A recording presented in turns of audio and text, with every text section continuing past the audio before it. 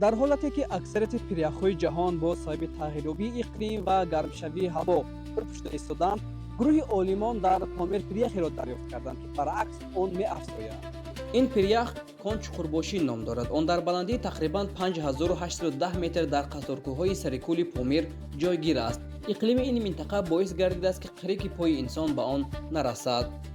در حالی که پیره‌های دیگر سال به سال آب می‌شوند، کنچ خورباشی حجمش را زیاد می‌کند.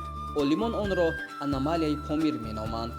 برای فهمیدن سر این پیره، گروه بین‌المللی عالمان اکسپدیسیون بسیار دشوار انجام دادند. آنها از قبت یخ دو قسم زیاده از 100 متری را بیرون آوردند. یک نمونه به انبار مخصوص به انتارکتیدا فرستاده شد تا معلومات اقلیمی برای آینده حفظ گردد. نمونه دیگر به دانشگاه هوکایدو در ژاپن رفت و یکی از پروفسوران آن را تحلیل کند.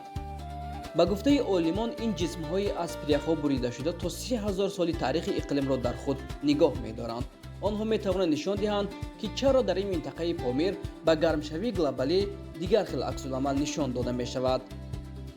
درک کردن ماهیت این پیره کلید پیشگویی ذخیره‌های آب است. ذخیره‌هایی که آینده آسیای مرکزی و حالت اکولوژی تمام منطقه را معین می‌کنند.